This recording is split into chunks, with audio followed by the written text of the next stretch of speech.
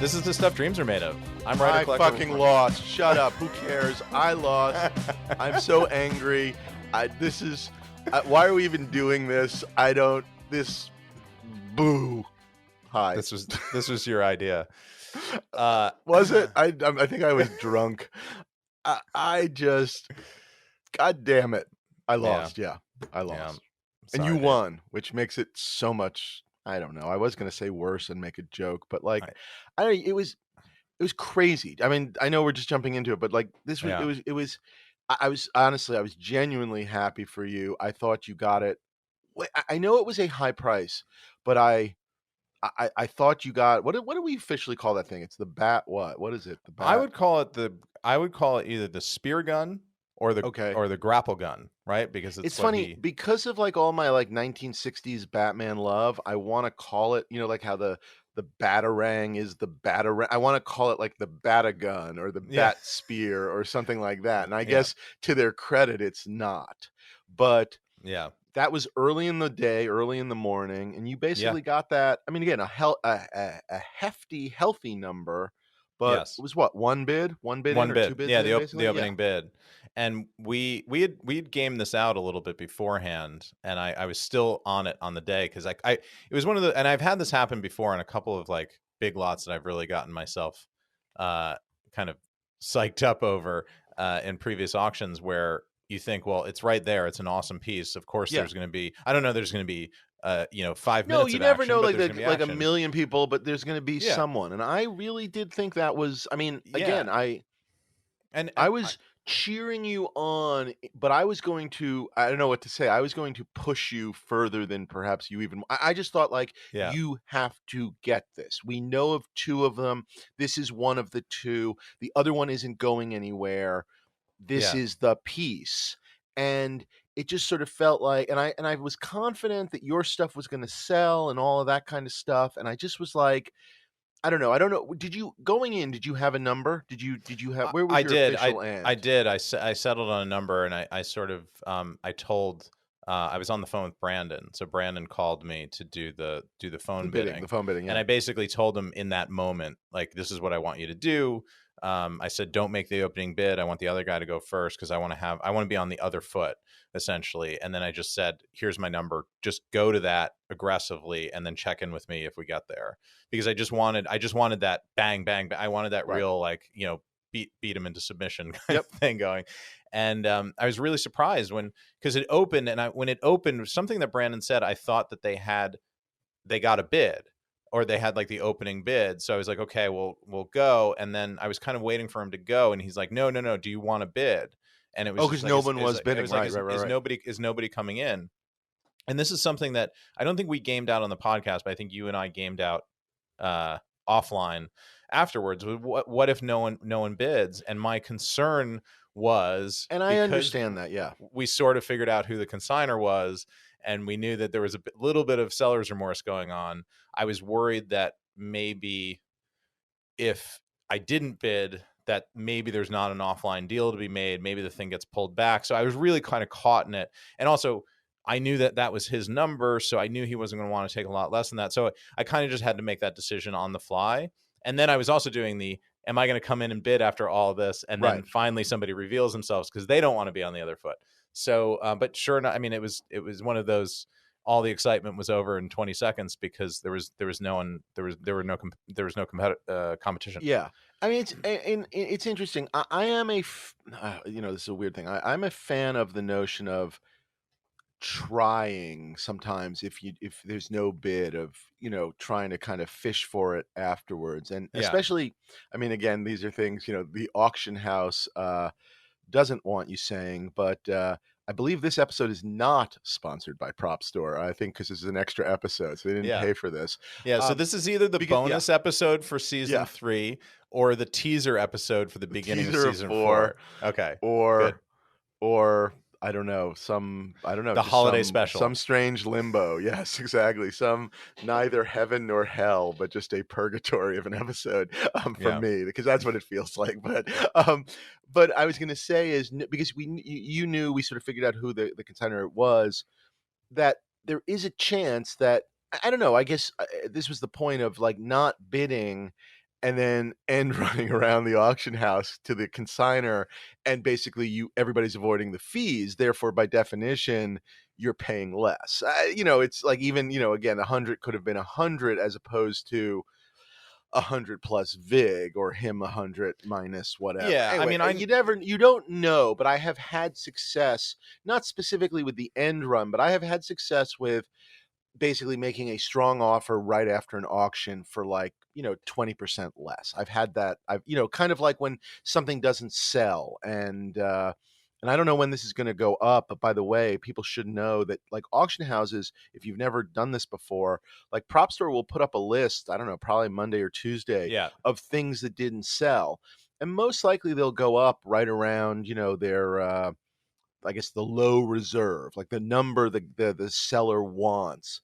But that doesn't mean you can't make an offer. You know what I mean? That's wherever that fits into your correct, life. Anyway, correct.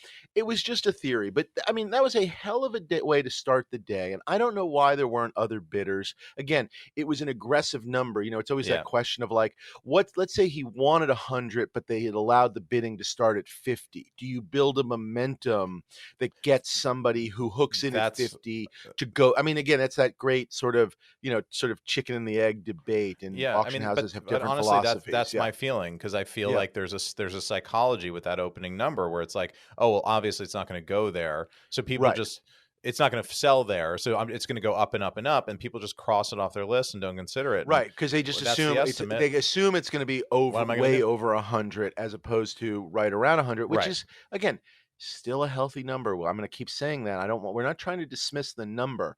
I guess I was just surprised by the lack of action on that piece. And I'll tell you another story, which is, I actually bid early in the day, not for myself. I was bidding for a friend who couldn't be on the phone, um, and he wanted the hoverboard. Mm. And hoverboards have been going cuckoo city these last couple of auctions. I don't know, the last one. What did that last one sell for? 300, Like, yeah, 300 exactly. pounds, so it was Yeah, almost which was 500 close to 500 almost $500,000 US, if you US think with about the it. Yeah, fees and all that. Yeah, with the fees crazy. and everything. Yeah. Yeah. And he wanted this one, and I think the opening bid was 80, and he had sort of said to me, go to 150, and I was, once again, I was also pushing him to go a little higher there too, because this is something for him that has been a real quest. Sort of funny story part of it, which is, he had one, and he'd helped me. He'd actually traded it to me, so that I could use his hoverboard, which was a great one, in the deal that got me my lightsaber. It was part of my big lightsaber trade deal. I needed a hoverboard, um, and at the time they were selling, for, they were just kind of, they were around, and his was a good one, but it didn't seem, That lightsaber irreplaceable. deal is like I know, it's very complicated. It's Yeah. like Genghis Khan's bloodline in Europe. Like I know, there's a basically lot of everybody in Europe props, and everybody sort of everybody's shift. Yeah. is related to that lightsaber deal somehow. Well, But yeah, it was what was interesting about the deal, and you were kind of around for it a little bit too, is, the guy who had it didn't really want to sell it, but also I had to make it like something that he just couldn't, like, say no to. So in it were these pieces that he really, really wanted, which was ultimately a hoverboard, aliens armor, and even there was a Steve Zissou bathing suit in it. If he's a fan, as was I, of that movie, and it was just sort of like, I guess he'd had cash offers, and that cash wasn't doing it. And there are times that is the case, and it required great props. I mean, it's other been so stuff. long Yeah, ago now, but that's how I remember it. yeah. Is it required great props to kind of get him to sort of push it over, I guess. And anyway, not the main point of the story, but so my buddy helped me, and was, it was great about it, whatever. But as hoverboards went crazy to the $500,000 point, and weren't coming, it didn't seem like they were coming back down to earth, he, and probably would admit this, would occasionally Well, one could say wax poetic about his lost hoverboard, and I could also say just He was moaning. Not shut the fuck up about the hoverboard. He Yeah. was whining a bit. And so Yeah. I really wanted him to get the hoverboard so that I felt like he could feel complete. And so you could stop hearing about it. And I could stop hearing about that. Just That like was me and really my the Stormtrooper key. helmet, Dave. There you go. Exactly. Yeah. It's like this show is been so much better since you got the Stormtrooper helmet. Has it though? Yeah, I feel like maybe I don't know. Maybe not. Now we don't have anything to talk about. I feel like it's when Ross and Rachel eventually got together. It really, you know. I know, it's like, and now what? Yeah, exactly. But we were on a break. Ryan got pregnant. But a new neighbor moved in next door. He's also a collector. Let's open a shop. But we'll open a greeting card company like on the final season of Facts of Life. But or open a hotel like on the Golden Girls. God, 80s TV was wonderful. But amazing. It was this kind of thing where, again, he was good to go to 150. Bidding opens at 80. Somebody bids 80. I bid 85 for him. Dead silence. Done. Over. Like shocked. Like Rob Klein, who we had as a guest on one of our earliest shows, and we'll have back again, but longtime prop collector and big Back to the Future guy, who in the course of his life has handled 6 or 7 of these hoverboards. I mean, the one my friend got rid of that he helped me out with was a really, really good one, and this one was almost as good. And that's what Rob Klein told me.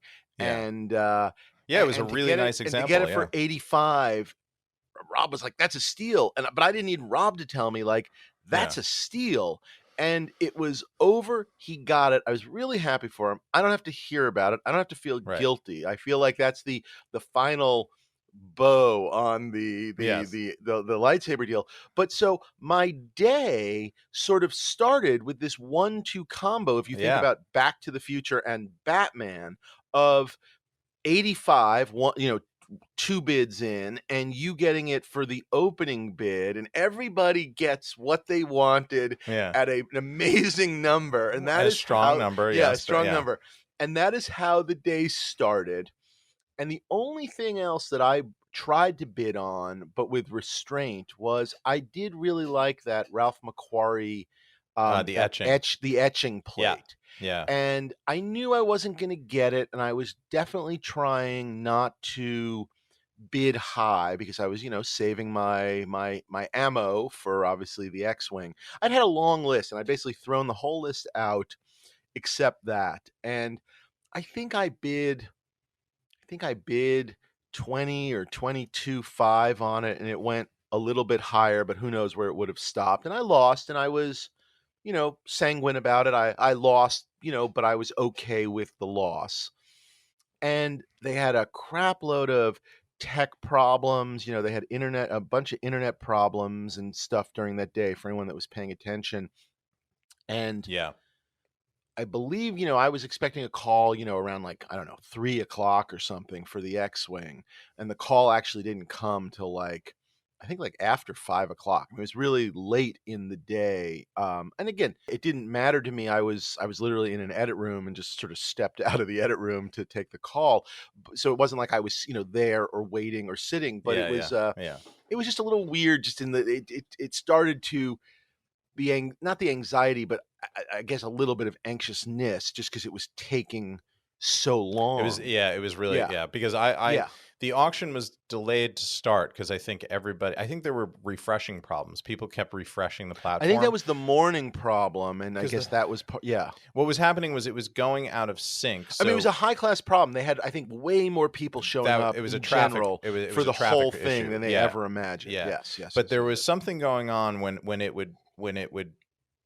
the problem would arise because basically the auctioneer video was always up to date, but the lot that you were seeing on the online bidding platform that was paired with it would sometimes fall behind or get stuck on a previous lot. So I think everybody that's watching then hits refresh, and then that, it basically it's a DDoS attack on the server. Everybody just coming in with traffic. No, it's like everyone flushed their toilet at once during the Super Bowl halftime. It just effed things up big time.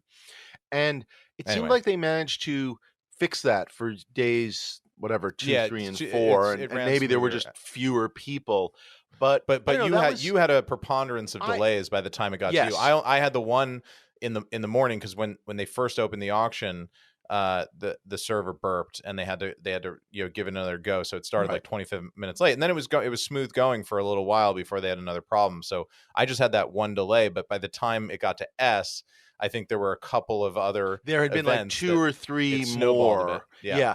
And again, I wasn't like panicking or anything of that nature. And obviously it was unconnected to the X-Wing itself. Mm-hmm. But I definitely found myself, I was going to be bidding. I was phone bidding as well. And I was phone bidding with Chuck Costas, who had been on our show to announce that you had destroyed me in the contest. Yeah. I remember that day well. You remember Dave. that well. I see you mounted for those of you that don't have the YouTube channel, Ryan now has a giant framed they sent me a plaque. Photo plaque on the wall there behind him in his prop room, declaring him the winner of the Ryan 10 contest. It says Propstore really, best podcast co-host ever. 2022. Yeah. Eva. I don't know why it has a Boston accent. Yeah.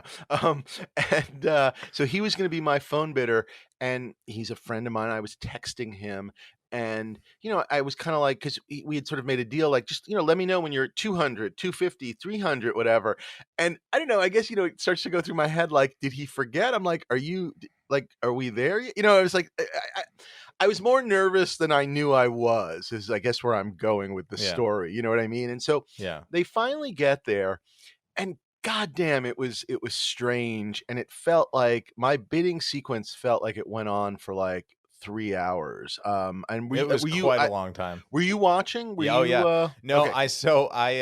I was actually, because it was later in the day, and I had family over, so my brother was over, so we I just like popped up the laptop and just opened it up, and I was like, "You want to see something crazy?" And he knows what I do and everything, but he's never been to an auction or anything. And he came over and just saw the opening bid number and was like, "What?" And I was like, "Yeah, just wait." And we got to watch, with the auctioneer calling the bids and doing it, and everybody got, and people ended up gathering around, and people were just watching. So it became this bit of, I don't know, watching Antiques Roadshow or whatever. It was this bit of like, thrilling excitement, living in the socks of somebody else. And unfortunately, those were partially your socks. How much did you feel like the gathering of like your family and like Kaylin, there was an element of, yes, I spent $100,000 plus VIG today, but aren't you glad you're not married to this guy? I did. I might have mentioned, I might have made mention of something to that effect. My price is 4 times less than the opening bid here. Yeah. As I sipped my Triumph whiskey. It was, I don't know what you were noticing and what you weren't. Yeah, go ahead. I have so many questions though. And I tagged it on my notes here because I do want to go back and talk about the hoverboard, because that whole thing, I think it's awesome and good for your buddy, but I want to break that down because it totally baffles me. So we should come back. I feel like we can talk about the whole auction, like the numbers and stuff when we're done. I think that'll be after we go through our emotions. Yeah, but. Jump in and interrupt. Well, okay, because I'll take you through it. So ask me. So if you have opening questions, start there. I was just going to say, I was going to say, when it finally got there, did you have a Rubicon number in your head where you're like, I'm not going to cross it? You did, and did you stick to it?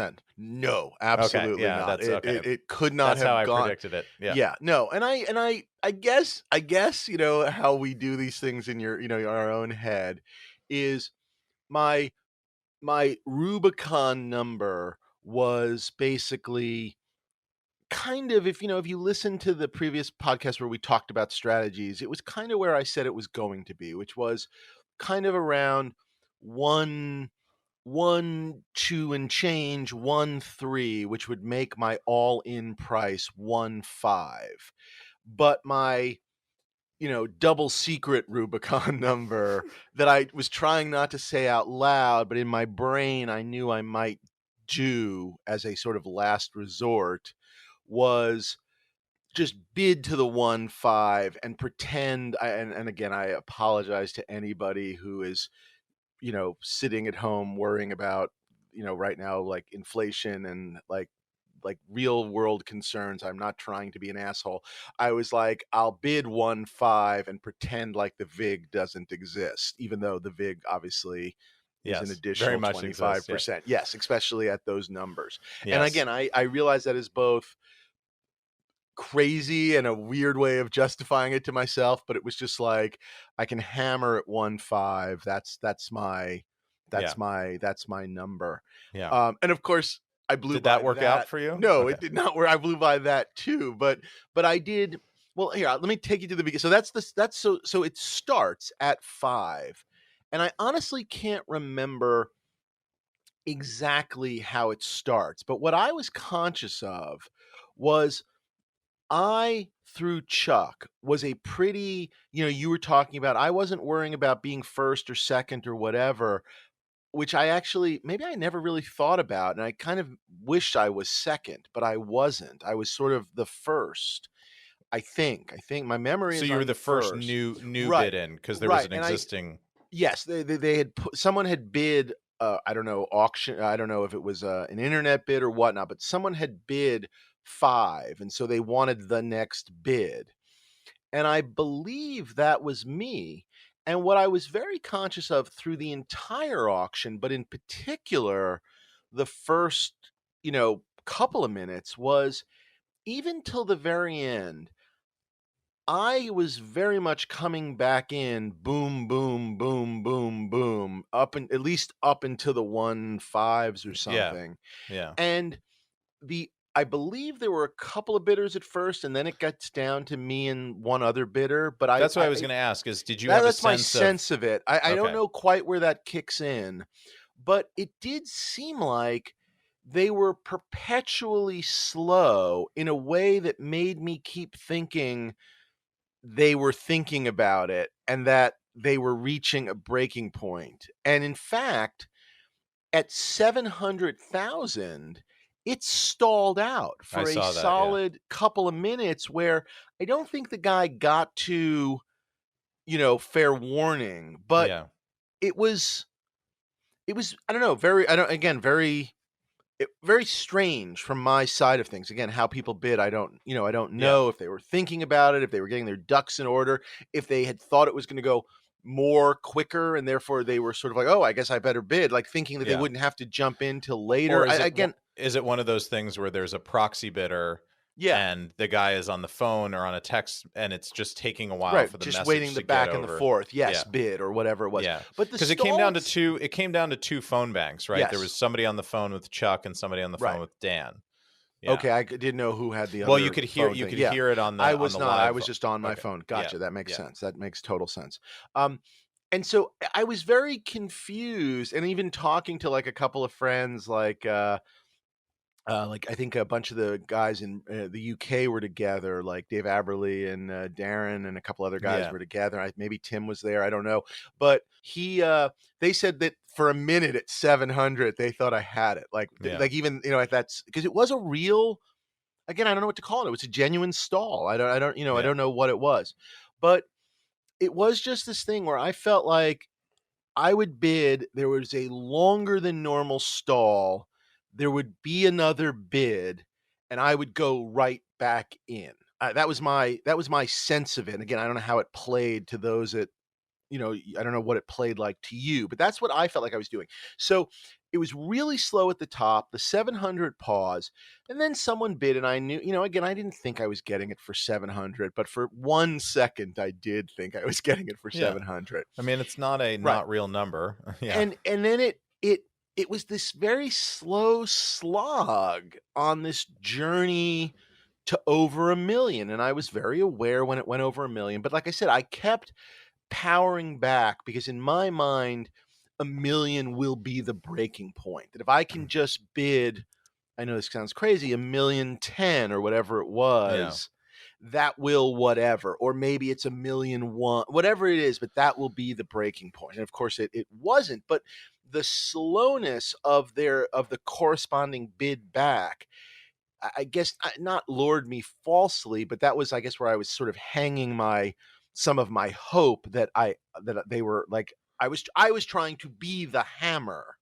and I did keep hammering away, but and even though they did seem like they kept considering it or whatever, again, that's how it played to me, it didn't stop them. And so I got to like my magical, whatever, 1 2 5 1 3, and I kept going. And then, and then I got to my 1 5, and I was like, okay, well, maybe this is his, keep on the borderlands kind of a thing. And then, I think it 1 6, and then the honest answer is, and I can't remember the exact number. And again, you may have then noticed a stall on my part. At some point, right around 1 6 1 7, I stopped. I was done. I just said, Chuck, I'm sorry. That's it. I'm done. And they kind of did. I think they got to fair warning, and then I just went, fuck it. And I threw another bid in. And I think I did that. Again, it's a little, now it gets blurry. I think I did that. Maybe I know I did it once, and I might have done it a couple times. Twice. Yeah. I did it a couple times. They stayed in those 50K increments, and it was it definitely it was definitely slow to start, and then it hammocked a bit in the middle, and then it got going, and then it hammocked, and then it really got going, and then right after 1 5 it slowed down, and then it slowed down because again, at that point I was just like, what the fuck am I doing? And it was this strange, like, I mean, again, I was, I was making my list, whatever. I can't explain, I was making my list, and, things that we talked about being untouchable, like the extra stormtrooper helmet and stuff. It was just all, I was just pushing it in. And look, I definitely was just like, this is whatever. And I did not like the number, whatever, but and basically I bid 185, which in my mind, that was 2-1 with the VIG, which was just, madness. And and then he bid 1-9, and I was like, I was done. I was just, I was done. And oh man, it just fucking sucked. It was so, I don't know. It sucks. It was so disappointing. I guess look, I will admit, you try and be like it's a prop, but it really, I mean, we talked about it. I wanted it. I wanted it badly. It was exactly what we had talked about. People had always said, what's your dream prop? And it was an ILM, an ILM, kit bash. Studio this model. Wasn't exactly that, but studio model. And I'm not sure I would have ever thought pyro model, but this was it. And the screen matching and all of it was exquisite. And I pushed it. I mean, it was like this strange mix of, to have broken all my rules in a way, and to bid so much, and to just, I hate to say, come away with nothing. It was so goddamn depressing, and I wanted it so badly. I know. And I mean, honestly, I can laugh a little bit about it now, but it really sucked. I was really, really, really, really depressed, and just kind of, I want to even say angry, because everyone, the running, I can get angry, and I can work up a good head of steam from time to time, but it wasn't even anger. I was just honestly just felt depressed and beaten. And I have lost things in auction before, obviously. I've lost things in auction. Say again? To dead men, exactly. To people who have ultimately paid the price, as all men do. But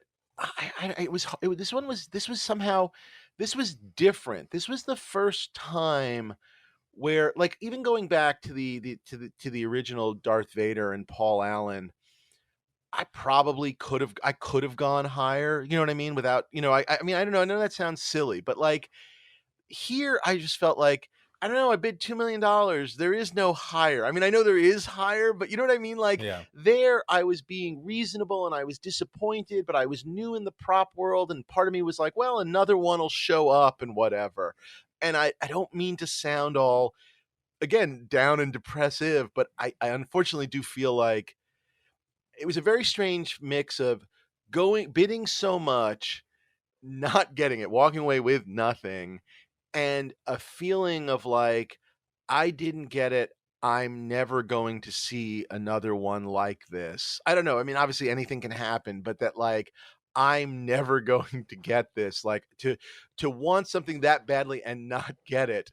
And a friend of mine, Felix Liu, who hosts the Felix Liu Comic Art podcast. I was texting back and forth with him, and I will credit him 100%. He goes, "Now you know what regular collectors feel like," which kudos Felix. And check out his podcast. I was a recent guest on it. I listened to that. All comic art. I really enjoyed your very detailed rant about that Dark Knight cover. Yeah, it was very, very fun. But it was just like, I never. Yes, it's sort of like this was my Kobayashi Maru. I never faced the Kobayashi Maru. I never knew what it was. Yeah, I never knew what it was like to face loss till now. But but I mean, sorry. Go ahead. Ask me all your questions in the world. That's where I don't know. That's my story of it. I don't know what else to say. Well, first of all, I'm very depressed. I'm very sorry. I wanted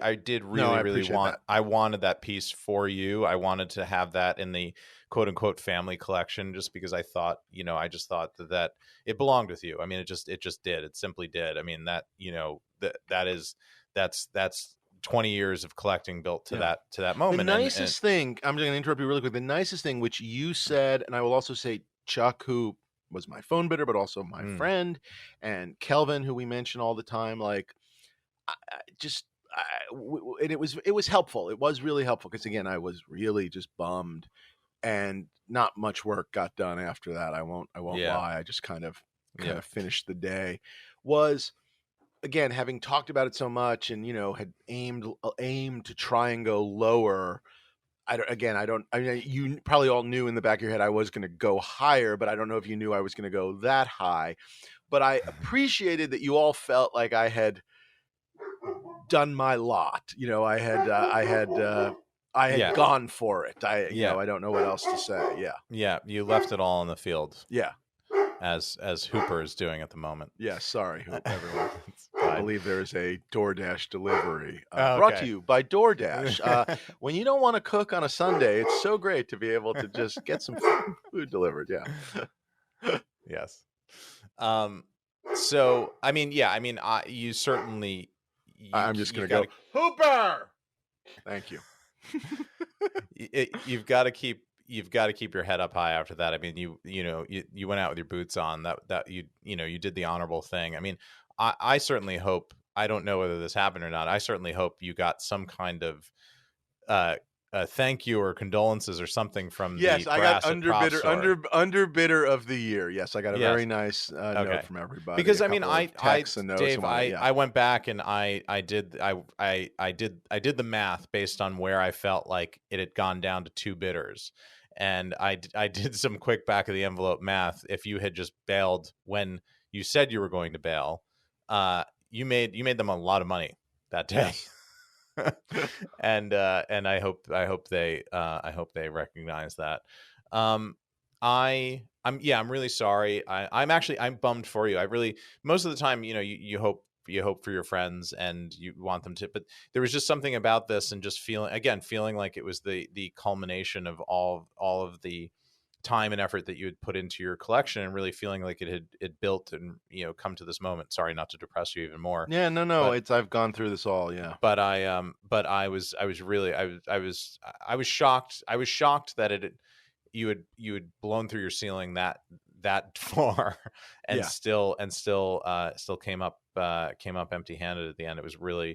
It was surprising and somewhat depressing. And also, the thing, because here's the thing, and good on you. This is not at all your lot to carry.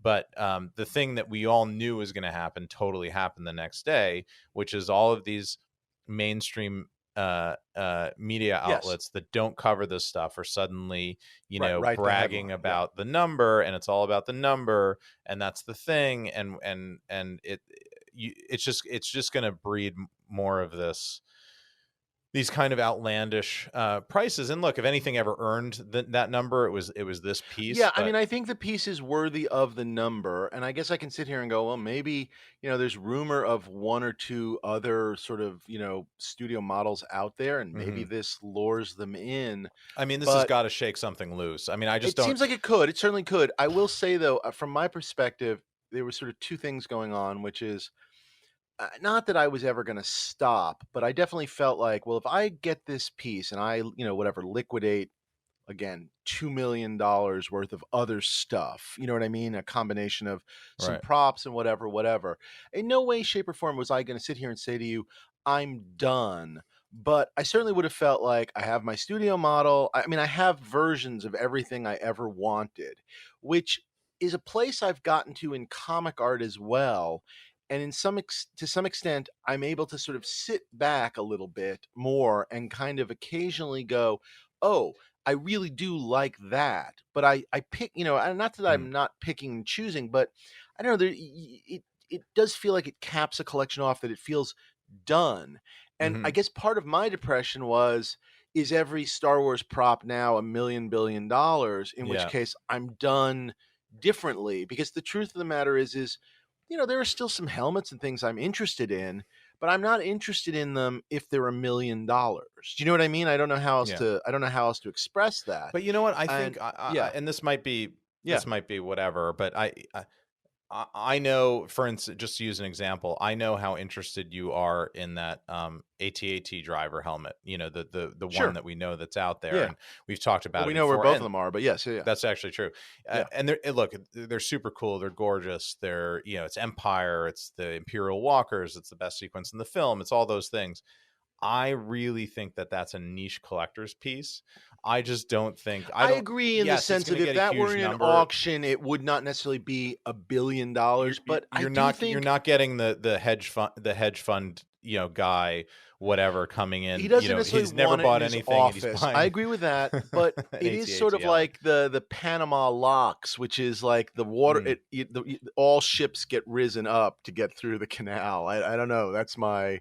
I've been reading a Teddy Roosevelt book. I don't want to brag, but I've been reading the 3-part Teddy We're Roosevelt all very impressed. Biography. Yeah, no, thank you. I've been reading Leave the Gun, Take the Cannoli. That was my enjoyable, huh? Really good. Yeah, really enjoyable. Have you started watching The Offer yet?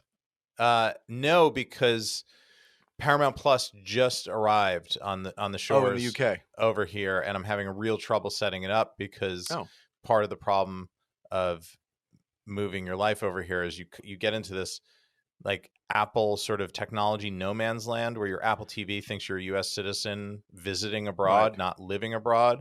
And then, certain things, they just work because they figure it out because it's good software. And then other things, I think I had this happen with Disney Plus, and now it's happened with Paramount Plus, where I've signed up and logged in. It's just like, sorry, we don't even know what to do with you. So it's not even like you log in and you can't get anything. It's we can't even log you in. So I need to get on the Leave the Gun book, which is about the making of The Godfather, is fantastic. Is that what the show is based on? No, The Offer is based on the memory of Al Ruddy, the producer, who was the producer and was very integral. But when you watch The Offer, all these stories from The Godfather go out the window, and Al Ruddy is front and center solving a lot of these stories. And the show is kind of wonderfully campy, and I may have said this to you, it's kind of terrible in a great way, but I will tell you, Matthew Good plays Bob Evans, and it is he should win an Emmy. It is such a great performance, and I wish and hope that someone is smart enough there to figure out to do the Bob Evans, like, to whatever, get the Kid the Stays rights in the Picture. to that book. Kid Stays in that picture, and just keep him going as Bob Evans, because everything else is fine and good. Guy plays Coppola is good. Everybody's like solid in it, more or less. There's just a little too much. And then Al Ruddy came in and lifted the building with his bare hands. There's a lot of that kind of stuff. And that's just not what happened. Yeah. He single-handedly got the 5 families to back off harassing exactly. There's so much like him and the mafia stuff and their friendship. And it's all just whatever. That's great. Oh my God. Wait till Matthew Good. I can't wait to see it. I can't wait to see it. I love Matthew Good. I have to say, I've always thought he was. I think he's fantastic from the moment he popped up in that Woody Allen movie Match Point, as the sort of, not ne'er-do-well, but sort of the brother-in-law, and was so great, and such an idly British rich guy. I loved him as Ozymandias. Yep. I thought, and I also thought he was really great in The Crown when he played Margaret's yes, the photographer whose name Lord Snowden maybe, yeah, I think the maybe, rock yeah. and roll boyfriend with the One day leather you're going to jackets know and the all bike. these things. You're going to not remember any presidents of the United States, and you're going to remember all just these just people's Crown. names. Yeah. No, I mean, honestly, all I know about the royal family is completely from The Crown, because I'll start talking about it. It's like, oh yeah, I was telling my daughters the story the other day of how, it's so amazing that Queen Elizabeth has ruled for 70 years, and what was really amazing about that was she was never meant to be queen, because Right. it was her uncle that was king, and he abdicated the throne, and no one had ever done that in history. And then and then what's his name? Jared whatever took over Jared for Harris, yes. Jared Harris took over Jared for Harris him. died. And then they just and then my wife just realized I was just recounting knowledge from The Crown. Right. And then he died suddenly, and then he Claire became Foy got to be king. Moriarty. But then Yeah. and That's then right. he went to work. And then Is he went to that work at. he Then he went didn't to work die? on. Is that what you're saying? He went to work at Sterling and whatever in the Yeah. '60s. Yeah. Yeah. No, he didn't die. He became Sterling Moriarty, Cooper. and then he worked at Sterling Cooper. Yeah. Yeah. Yeah. Well, that I'm was very good. sorry. Yeah, I'm thank you. very I proud of appreciate you. it. I mean, really, you went for it, and no one I mean, no one can again, there say you was didn't. nothing else. Honestly, I don't think there was anything else I could have done. Kudos to the winner. I don't know really what else to say. It was just, I will tell you, it was really fucking goddamn depressing. And I sort of had half a plan to bid on. I had marked a couple of things. I'm just looking at my list. I'd marked basically, I'd thrown out, as I said, everything except the Macquarie. And then the X-Wing was 386. And I had asked them, I was going to bid on the Yoda Gimmer stick at 409, the Jedi bunker bomb at 410, the Terminator arm and the Terminator jacket. And I just said to Chuck, I'm done. Don't call me. I honestly, I thought I was gonna like anger bid and like go crazy. I'll show you. Yeah, and I just had I truly had no interest. It was like if someone had called me right then and offered me a number for my props in general, I might have just gotten out of props right then and there. That was the target zone for like 1 second. You had a chance to just get that was my shot at the Solo Blaster, Dave. Yes, exactly. You could have had it for like $11. I just instead of consoling you like a good friend, I should have just exactly. Hey, put on my vampire you should really fangs. Get out of props. This isn't for you. You don't have the stomach for it. But I was honestly, I fucking beaten down, and it just fucking sucked, and it was depressing as all hell. And I just kind of ran away with my head, but my tail between my legs. And it was funny. Chuck had been thinking, I don't know, he was following a couple of things, whatever, and he obviously had more phone bidding to do, and he was just like, he was like, I just wish I could go home. I wish I didn't have to do more phone bidding for other people, because it was just like, he was like, I'm depressed that you lost. And I was like, well, thank you. That's very nice. So, yeah. Well, so I mean, because it was knowing you, I think now at this point as well as I do, and I said this to you that night, and probably in some way of trying to make you feel better. I felt like that number, not that it's good that you didn't win, because I think if you had won, you would have been angry for a while and then figured it out. Yes. Yeah. But I think you would have been really angry for a really long time about that number, if having won. And then because then you would have sold a bunch of stuff, right, and you would have been like. Here's what I'll say is there was, I've definitely been angry in the past in other auctions where just I don't know, and again even on eBay, we're just going angry about winning, but also like when you go like I won on eBay, but there's a zero feedback bidder bidding against me, and you just go, this is weird, this is questionable, and one of the things that bothers me about bidding at Heritage is allowed to bid on their own stuff. I don't know, there's just things like that bug me about like Heritage. And so I've definitely bid on things in general where I've just had like who really won. In this case, I know there was another bidder. I'm not happy about it, but there was clearly another bidder. Mm-hmm. It won. And so there's no I don't have any sense of impropriety or anything. It was depressing. I think I would have been depressed. I would have swallowed the number. I don't know. I don't know if I would have been. I don't know. I'm sure I would have. The number would have bothered me, but I would have made my peace with it. And I'm sure when the next whatever tiny little piece of Star Wars sold for $1 billion, I'd feel like, oh, I feel good about my 1.85 is looking pretty smart, right? I mean, again, I don't know. You're right. I don't know. The number was going to bother me, but I guess as much as I was fever bidding, I'd made my peace with it. Like this was my chance. So I guess I can't answer that part of it, but I don't know. It just like it wasn't like I was bidding that number and then I was going to regret it for the rest of my life. I would have grumbled and swallowed it and whatever, and then just felt like, because again, like much in the way I cost whoever that other bidder was, almost $1 million. They, had I won, they would have cost me $1 million if they had just backed down. You know what I mean? It's just like, so again, I'm not sure I would have been thrilled with the win, but I guess at this moment, I guess given the opportunity or given the choices, I guess I'd rather have won. Again, only because the stuff I would have gotten rid of ultimately would have fallen away, as it often does. Exactly. I wasn't going to I mean, again, I don't know, maybe if I'd gotten to that stormtrooper, maybe there it starts to hurt, but I don't know, the other stuff I would have gotten rid of, it just, every one of them would have stung, but eventually it would have healed away. I don't know. That's where I am. But it just, yeah. Anyway, sorry. Well, no, I was going to say now some days have passed. How do you feel right now? It's funny. I can laugh about it. It just like, I can laugh about it. I'm not like walking around ready to throw myself off a bridge or anything like that. It was definitely, Joe. It was definitely depressing. I mean, it was honestly, I didn't bid on anything on day 2. And on day 3, I jumped on for a couple of things. I won the moonlighting costume designs because I just have, as I've said to you before, I've always wanted something for moonlighting.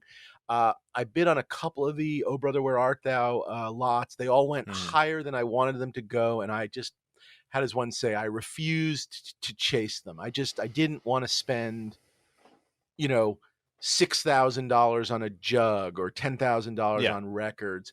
I won the Dapper Dan can, of which George Clooney uses in his hair. Oh, yeah. I'm a Dapper Dan man. I got that for like $4 and change, which was my number. I passed on the Running Man collar, and then I was going to bid on, like, there were a couple of Jedi things. There was those edit room index cards, and there was the Doug Beswick's stop motion gauge that he used for like various things. I thought those were both really interesting. I don't know. I was depressed about Star Wars across the board. So I just said, I'm not going to bid on any of those. So I ended up with these 2 little things, and I'm happy to have won those. And then the next day I did win. I won from the Charles Lippincott collection a copy of Star Wars 1, which I own the original art to the cover and many pages of. It was when Charles Lippincott was alive, he'd gone to a convention and got Roy Thomas and Howard Chaykin there, and they were witnessed signing copies of Star Wars 1, and then those were sealed and graded. So this is an official signed copy of Star Wars 1 by Lippincott, really those 3 guys. And I always wanted, I remember reading about it, and I just wanted one, and it was for a relatively normal number. I think it was like $1,000. I don't know if it was worth it, but I really wanted it. Both, I've never met Roy Thomas, but I'm a fan. I know Howard Chaykin a little bit. I'm a huge fan, and I am a fan of Charlie Lippincott, and not just his Star Wars stuff, but certainly what he did on Star Wars. And I wanted that, and I threw a bid on one of the Rinsler book items, but I lost out, one of the autographed copies of his book. And I was very pleased with all of that. But I guess to answer your question, I'm fine. I'm fine and good. I got back to work and managed to raise my children and all those kinds of things. I'm still a little bummed. I mean, I can talk about it now. I can chit chat about it, and I guess the answer is I'm still processing a little bit. I don't know. It just I don't know. It just I don't know. It just was. I don't know. It did suck. It's I don't know, in the grand scheme of life, nobody got sick or died, any of those kinds of things, but it sucked. I don't know. It doesn't, I'm not sure it hurts, but it sucks. I don't know. Yeah. So. This hobby is a big part of our lives, and it's kind of inextricable. And I think it's because you and I particularly, our real jobs are in this business, and so interlinked with it. It really is escapism within the thing that we do, and it's nostalgia for an earlier time and the thing that inspired us all, you and I particularly, to go and do this. So I think I don't know. I just think that for whatever reason, because you can't ever fully separate your working life from your hobby life. The water No, gets muddy sometimes, and you really, you know, a lot of the pleasure we derive from our non family and non no, it's very professional life true. is centered here, and There are a lot of it's real. collectors that I've noticed, I think, have stuff constantly coming in and out of their collection, like nonstop, in a way that Mm-hmm. makes me dizzy. Mm-hmm. But because they want to get something, and then they don't want to get rid of something, and then they want to get something new, and whatever. And I'm definitely not like that. Obviously, certainly not the getting rid of, and I will pick things up. But obviously, we've talked about, there's a certain, whatever, monkey radiator caps and whatnot.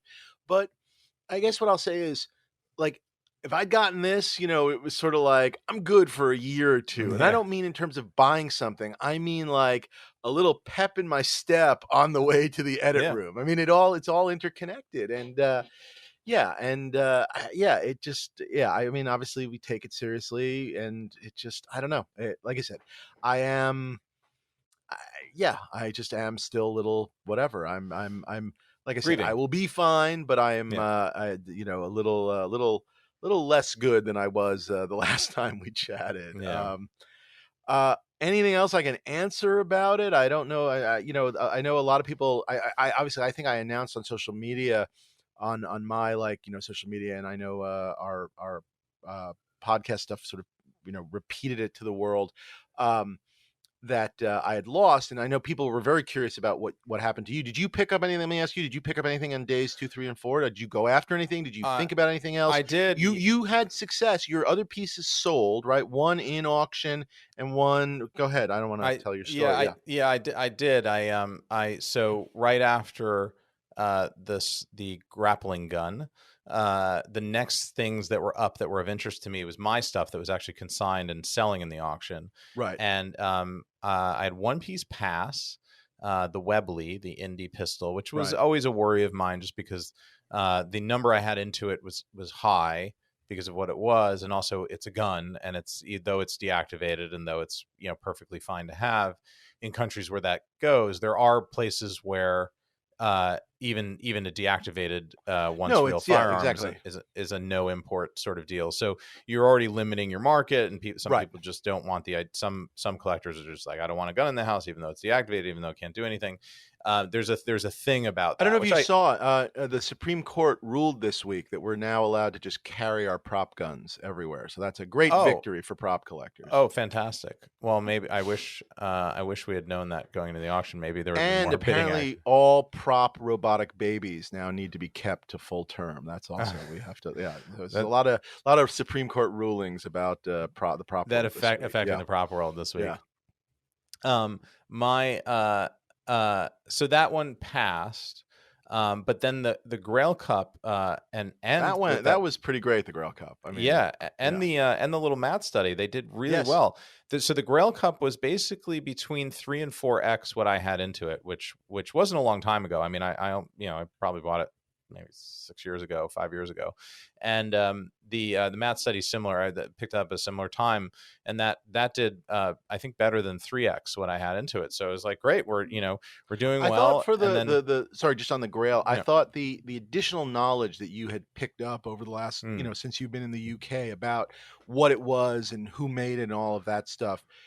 I'm in a vacuum, it was what it was, but that additional knowledge, I do think, helped the specificity. Certainly. Yeah, I think certainly, and I think there was a small effect on the fact that it was a me piece, and we had talked about it a bit, so it was, and people were able to use their Ryan 10 coupon on it. That I think really pushed the number. That's correct. Yes, they as we know, that's the most well used coupon. I would love to know if the winner like got excited about that piece. If the winner of the Grail bought it partially, or even just bought it, even if it wasn't because of it, but you learned about it on this show. That would be very exciting. Well, if you did, please write us, because we would love to hear about it. If you want anything in the Propstore auction, will you please write us and let us know if you want anything in the Propstore and you listen to this show, so that we can tell Propstore that look at the amount of money our listeners spent in your auction. You really should keep keep sponsoring. Well, so us. I have a point on that. So let me finish the indie sorry, lots, I and don't then mean to keep interrupting. no, that's what I get paid to do. But anyway, go on. You do. But other than the fact that no one pays me, I pay myself to interrupt you. But go on. Correct. We pay other people for you to interrupt me. So I'll come back around to this because it's pretty good. But yeah, so I think the thing that I sort of got out of Propstore in the aftermath and talking to them, because they don't tell you much, as they should not. But I was sort of saying going into Church the and day, state, which by the way also was overruled. But anyway, go on. I was kind of like I was kind of going into the day doing the how much am I going to have to work with? So I just said to them, I was like, is there a lot of interest? Can you give me a general feeling? Are you feeling bullish, bearish? What are you feeling? And I sort of got, I kind of got back like feeling very good about everything, but the Webley, we just don't really know because it's a gun and people have been interested in it. And then they get to the point where it's like, oh, it's actually a real gun. And then it's sort of the communications sort of stop. But can I tell you one thing really quickly? I'm sorry, really, I don't mean to interrupt. Okay. I'm almost 52 years old. And to this day, when people use bull and bear, it takes me like a good 10 minutes to remember which is which. And therefore, I never use those terms in my own life because I'm not confident in them. I have bull and bear and ladder and former. I have to like think about both. That's a good one. Anyway, for me, it's arrivals and departures at the airport. I can't. Oh, interesting. I can't like, am I going to the right place? Yeah, because I'm like, I'm arriving, but I'm getting a departure. And I freak out all the time. We're all arriving. That's why we're here. I just arrived. Oh, wait, but I'm departing. Although, actually, sometimes if you're departing and departing is very busy, you should go to arrivals. I know. And then you park up there or drop off up there. Yeah. So anyway, maybe it's working for you. Yeah. Anyway, sorry. Go on. Yeah. And you pick up at departures. Yeah. So they weren't sure about the Wembley, the gun, and all of that kind of stuff. But I did kind of get that there was a ton of interest in the Grail Cup. In fact, they said it was one of the most followed or interested lots in the whole auction. And I sort of said, why do you think that is? And I think it was because the thing that I sort of got was because there have been so many bogus ones around that when a real thing shows up and it's been legitimized and here's this letter and here's this thing and there's this special effects detail to it that says that that it's the right thing, and Propstore has kind of crossed it and blessed it and said that it matches up to the castings, it legitimizes the thing. And then kind of people are like, okay, now that's the one that I want, which I found, because that was always a worry of mine. That actually makes complete sense to me, that there just have been we can go on eBay right now. I bet there's like 80 listings for a Grail Cup and all of them have COAs. You know what I mean? And so, to actually have one again that, your guys told you really like what it was and it's he made it. I do think that made a huge difference. And I think that's cool. But it was in the back of my mind that was a worry because there have just been so many fake ones or not ones or production models or whatever you want to call it around that it would diminish the real one. But I guess it maybe went the other way. And then with the Matt study, I think people just loved the art because it's a full shot of Indy crossing the invisible bridge, and there was just a ton of interest in it, and it was priced at the right price. It came in at the right time and just did really well. And then immediately after, the Indy lots sold. Really, once they left Indy and went into whatever the next, the H, J would be the next category. I got a call from, or an email, I think from Art Andrews over there, who handles consignments, basically saying that nearly a full price after the auction offer came in on the Webley. And and I and I think I emailed you and I was like, it was a little less than I wanted, but I was like, we're doing really well. If I said yes to that, I completely cover the grappling gun and I don't even have to write a check. Right. So I think we just all decided, if somebody knocked on my door 3 weeks ago and said, I will give you this thing and take these three things, we would have totally done that. So so that went really well. And then at that point I was like, I kind of have house money, and I was very interested in the Picard uniform, the T2 arm. I did a little bit too much pre-auction chatter with a friend of ours who was very, very interested in the Picard uniform. And at that point I felt bad because it was sort of like, it was the thing he was most interested in. I was like, and we had talked about it, and I had good auction karma going, and I was like, well, I don't want to. And I also feel like I know where others of those are, and I know that, and again, those will show up. Yes, and it wasn't like the one from the episode. Did he win it? He did.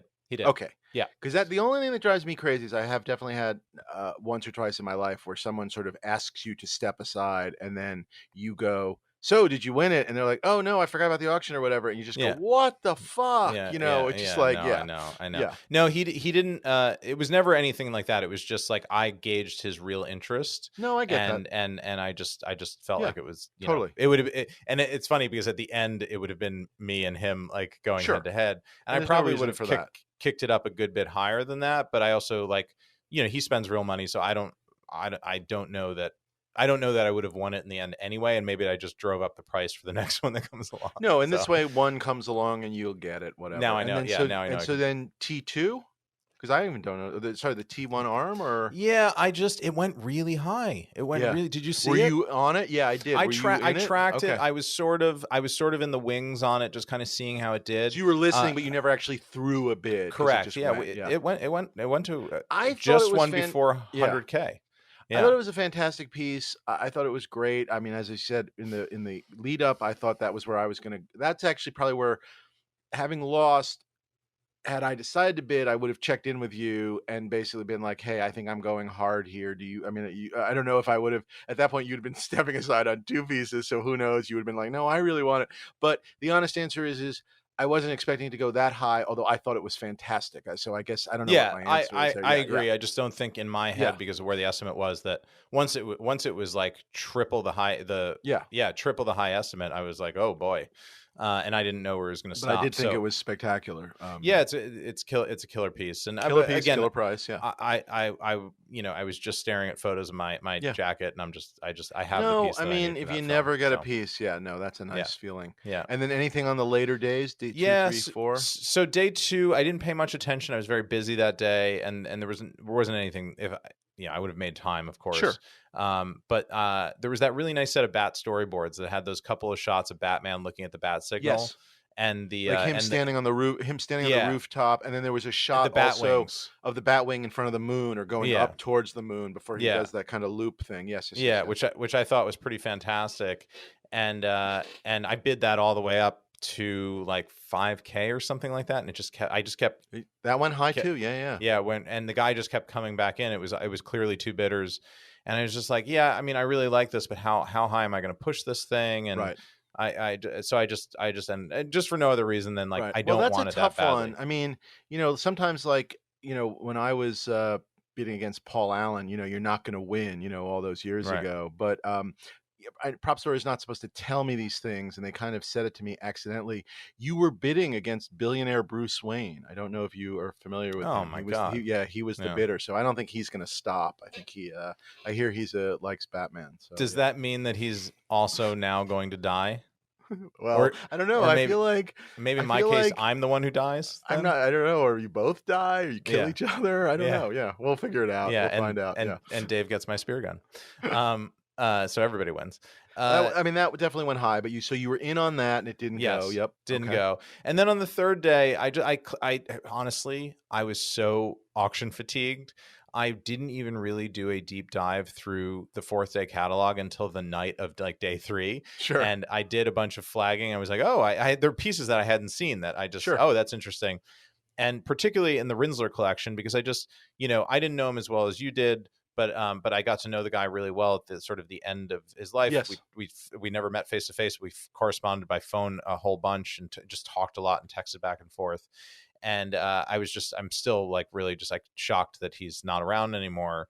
And I know that he had all this really interesting stuff from his own life as a collector, which really kind of charmed me he into the had collection. his comics, his comic art. Like I said, I was sort of His watching research things. books Yeah, and and I thought it gifts was that he'd all been given. interesting.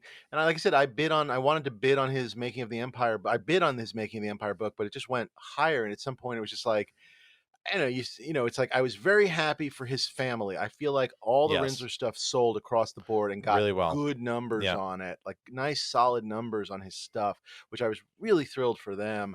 And I thought Prop Store did them a real solid there and really just made that happen in a good way. but ultimately I didn't want to go. I wanted to own something from his collection, but I wasn't looking to go cuckoo, I guess is the answer, but I was very pleased. Yeah. Yeah, so I bid sort of, I did a spread of bidding on things, just to either happy to help move it up and get more Sure. money for the family, and I would also like to take something home. And you'll laugh, the thing that I actually did win something. Oh, So what'd you win? the thing that I ended up winning to take home was his Conan comic book collection. So That's fantastic. I won he had the first 40 issues of Conan the That's Barbarian, great. and I'm thrilled about it, That's because actually fantastic. I Yeah. don't. That was before my time as a comic collector, so I don't have any of those. So now I have like the first 40 issues, and it's great. I think Oh, it's well, wonderful. that's It's coming from fantastic. I mean, him. that's the Yeah, classic Marvel run, Roy yeah, Thomas, Barry yeah, Windsor Smith, and then into the great John Buscema. yeah, I mean, it's fantastic, fantastic, yeah, fantastic. That's great. yeah. That's fun. That's a nice one. Yeah. So yeah, so it was it was an interesting couple of days, good couple of days. I think really successful auction on Propstore's part. Yeah, I'd be very curious. I mean, obviously, some big ticket items. Maybe not the maybe not the hoverboard, and I think that's just the matter of Can we there talk been. about that for a minute? Sure, Can please. we Yeah, talk? yeah. I'm I'm there a was little an under baffled. Yeah, there was an underbidder. There yeah, was at least one, if not more than one underbidder. 3 months ago, yeah. I mean, 6 months ago, there was an underbidder that took that thing to 290 or whatever it was. Where is this person? It just makes me assume that that guy's cryptocurrency is gone, and that guy. I mean, that's the I only thing I can guess. say. I don't know. It just the idea that this one again, maybe not as high, but that it didn't go to 200 or something or high one. I don't know. It was baffling. Again, good for my friend, but Yeah. my God, baffling. And I do think I don't know. There were definitely some huge numbers, and obviously the X-wing brings the overall total up. My Okay. sense of things, but I'm not. Again, I'm not an expert. Is I'll say a couple of things on the 4-day auction. I'm just going to say this, and it's a friendly criticism, but it is a criticism. I just think it was too many. It was too many things. I think this auction was just too big. I Mm. honestly do. I honestly think I personally believe if you had 10 or 20% less pieces that you could have had there, I don't know. I think people didn't know which way to turn. And maybe I have no way of proving that. And I'm sure they will run the numbers to the end of time and they'll try and figure that out themselves.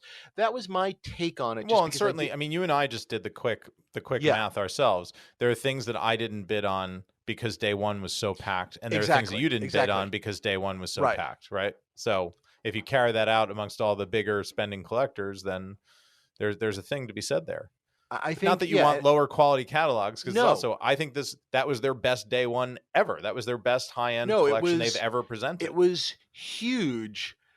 I do think some of those things on their day one weren't necessarily day one level pieces, and maybe if some I of can see that. that. And again, I don't have a great answer. You wonder like if they conceivably ever figured out a way to do. And again, these are just who knows if they ever did like their version of like Heritage's Platinum Night, where they picked the best 30 and did Mm, those on like I'll call it day one, day even if that zero. was the Yeah. morning session, and then day one started after, and then the other session start. I don't know, where you get rid of the top 30 and then, okay, I didn't win that, whatever, but now I can figure out. I mean, again, again, this happens all the time because for me of Star Wars, and that's never going to go away. And all the things that I was interested in, probably if there was a platinum session, might have been in the platinum session anyway. Do you know what I Yeah. mean? So like, the John Alvin's Gremlin painting was always going to be, one of the best pieces. Again, I don't have an answer. And The that did really great strong. pieces were Yeah. great. Yes. It seemed like there was a lot of middle. It seemed like everything sold. I don't know if the numbers were. For everything I saw that I guess I was like, that went crazy. I did see other things where that went for, I guess some version of, I'm surprised that didn't go higher, which I'm not sure I normally I wish, I Hmm. thought that would have a little more action on it, but I don't have a sense of it. But that was I guess, having lived through it, I will simply say my own personal feeling is, again, forget about economic proof. It was I don't know, it was too big. It was so big to the point of less enjoyable, I guess. And Yeah. maybe that's maybe my larger comment. Yeah. And that's not just true about Prop Store, it's true about any of these giant auctions where it's bothered me about like the old Profiles in History for years, where you just the catalog is 4 inches big. I guess I just don't enjoy it, but I guess that is where we are in the world of auctions, I guess. I don't know. I guess I'd much rather have 3 or 4 auctions a year and don't really care whether there's a live component or an evening to go visit. I mean, I took my family. We went over to the Peterson thing, and we met the preview. The two guys, the preview. Saw the stuff again, and got to see some people and say hi and talk to. I got my picture taken with the 2 guys from Aliens, which was great. Mark Ralston and Frost Rico and Ross. Drake. Yeah, exactly. And both really great in the movie, and of course Mark Ralston's so good in Shawshank Redemption as was he Boyle? The sisters. Boyds? Yeah, the sisters, exactly. God damn, so good. He never walked again. So that was wonderful. I loved every sense of it, but obviously there are expenses that go into those things, and I guess my sort of feeling is don't do any of that, but do 3 or 4 auctions a year and maybe spread it out a little. I don't know. It just Yeah, I wonder if they get there. I mean, I wonder if there's no, because Heritage has an auction or comic auction now every quarter, right? Every 3 months there's a new one. It feels to me at least like you could do 2 LA, even if you did 1 London, but you could do 2 LA. I don't know if that's a way of doing it, but I don't know. Perhaps this is what stops them from ever sponsoring us again. Had a seizure. Yeah, exactly. Yeah. They're just it's a lot. I guess, and I understand why you if you're going to do it as much as you can so you can do it. It just, I don't know, it felt it's like a lot of lots. Yeah, it's a lot of lots. Yeah. Any other conclusions or anything other than everything you ever wanted to have happened for you during the auction? I mean, Dave, the Webley didn't really sell as well as I wanted it to. Okay, fair enough. Touche. Yeah. So, and I did like those bat storyboards. So I have a fun anecdote from one of our fans. Please. So I got this fun letter to my not our stuff email, but my personal email from Dinesh Shamdasani, who is he's the CEO of Valiant Comics, and forgive me, Dinesh, if I'm Dinesh is a huge comic art collector who it's very funny. He is at the forefront of these guys who collect on these first appearances, which I have no problem with, but there are a lot of guys kind of doing it and kind of, I don't know, whatever, like driving a market and then selling whatever. So I have yet to figure out whether Dinesh likes me or hates me because I speak out. I'm not a fan of that. So maybe he's the big Ryan 10 buyer to defeat me. Yeah, it's maybe very possible. Yeah, maybe. He's a big fan of the podcast and wrote me and just said he's been listening a lot and he really loves it. And he said these really nice things. I should actually just read his, if you give me. Just want to point out, he could very easily have written me, didn't. Go on. Just vamp for a bit, Dave, while I find this email. Yeah. He could get a hold of me through comicartfans.com, all my social media, whatever. I'm very easy to get hold of, but between the two of us, he chose to write me, the comic art collector. He wrote to Ryan, just pointing that out. Yeah. So first I'm going to read the very nice email, and then I'm going to tell you why he had my personal email. Yeah. So he said, just wanted to drop you a note and let you know how much I love the stuff dreams are made of. I've never bought a movie prop before and always found that world really hard to access. I burned through your series on the new Propstore catalog after dropping by the preview event that they had at the Peterson and got seriously bit by the bug. You guys do such a great job of making the world understandable and fun. I, of course, spent far too much at the auction. Excited about all of it, though. Thanks, and keep killing it on the podcast. Best, Dinesh. So I just really liked, first of all, I like him. He's a really good guy.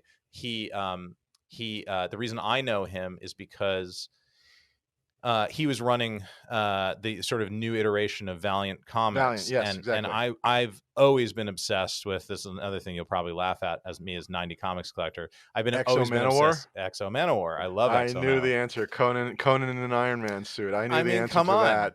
I knew the answer to that without even knowing the answer to that. Yes. Come on, it's great. And there's a little bit of Wolverine in there and everything, and Venom, the symbiote. Yeah, it's so good.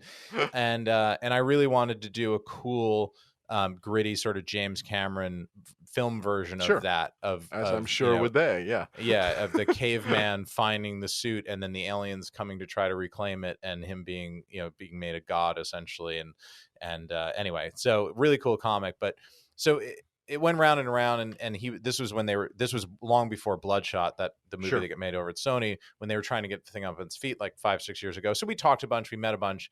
I met him at Comic-Con a bunch because I knew he was a big comics guy. He knew that I went down there, and we just liked each other and hit it off. So I think he just remembered me. And anyway, so that's the reason he wrote the letter. But what I really like about that is that I feel like that is and I actually do know what he bought. I don't want to out him on the podcast because we talked. Well, let's not out him, but if that is not a reason for more sponsorship of this show, I don't know what is. Yes, so I feel like, I mean, I don't know that we were the only reason, but certainly, that it goes a long way. I think that's one of the nice services this podcast can do for the public, is a way of making it making the collecting hobby accessible and understanding and explaining how these things work and walking people through things and hearing our witty repartee. No, I do think, look, again, obviously we like doing it, but definitely as I, even attending that event myself, I got there sort of on the latish side because I sort of didn't want to, I'm still kind of COVID crazy. And while it was outdoors on the roof of the Peterson Museum, I was trying not to get there when the world was there, which was earlier, which was good. It worked out well. And I got to see a bunch of people anyway.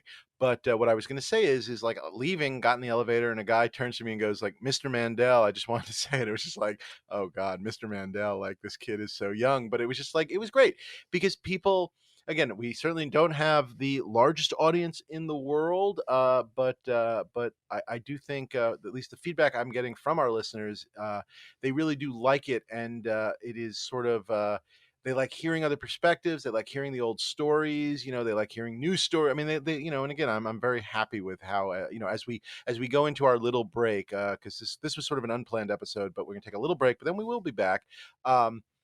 Unplanned episodes have now been outlawed by the Supreme Court as well, Dave. That's right. We have to go out of state to do an unplanned episode, but only in California, actually. So I guess I'm legal. Well, for now. You're okay. Yeah. I'm overseas. But I do think people. I'm glad people are digging it, and we wanted to thank as we end this sort of section or session to our listeners. Thank you very, very much. Yes, because it has been great. I had an idea for a game. Do you want to play the game? Should we to end the show? Because I think that's a good time. Okay, what piece from the auction that sold for $2 million or above would you most want to have from the auction? That's my game for the week. That's a good one. Yeah. Let me make a little list. Crazy. It's crazy. It's a crazy number. Yeah. It's a crazy number. It got ruined close. The game. Look at that. It ruined the game. Ruined my life. Ruined the game. Ruined my life. Ruined the game. I mean, you were doing so well. I know. It didn't quite beat R2 at the end, right? Because R2 got the hammer got all the way up to 2. R2 went higher, I believe, is still higher. I guess I'm sure there's something that we don't know about for all I know. But yeah. I mean, I'm not doing private deals. Just no, of course. Right. Yeah. I'm talking auction, hammer stuff. I mean, certainly Propstore's first 7-figure hammer. So that was a big deal for them. But I don't know. I'm really, maybe I really want to see. Propstore will send me 2 gift baskets this coming Christmas. That'd be very nice. I hope wherever it ends up, I hope it gets to go on display someday or something. That would be great. Nice. It'd be fun to see it somewhere. That was the one, Paul Allen to see stuff was wonderful. I mean, both at his museum and at the various other exhibits that he lent to. It was always really, really cool. Did you bid on the TIE Fighter when that was around? I did. Okay. I again, certainly regret in hindsight, but again, obviously these numbers at the time, that number seemed crazy, and I can't remember what I was doing or in the middle of. Number's crazy today. I mean, today, frankly. No, exactly. But somehow, I don't know, I just wasn't quite as focused on it as I probably should have been in hindsight. I don't know, somehow, again, wasn't quite as disappointing. What? But would you have gotten it? I mean, that's the thing. Well, no, I don't think I would have ever won. I just could have made it. I guess I could have brought upon the age of the $1 million prop sooner. But that's right. Heralded I could have. Exactly. The harbinger. I could have blown the horn that shattered the whatever. The walls of the 7-figure walls. Yes. has crumbled. You're the horn that wakes the horn sleeper. of Jericho has crumbled the Star Wars wall of prices. So good. All righty. Well, please follow us on social media at Props Podcast. Please like and subscribe to the show on all your podcast apps and on YouTube.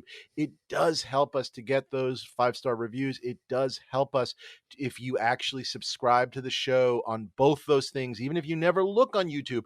It helps us if you get our YouTube numbers up. It really does. So please, to our listeners, please do like and subscribe, and tell your friends to like and subscribe.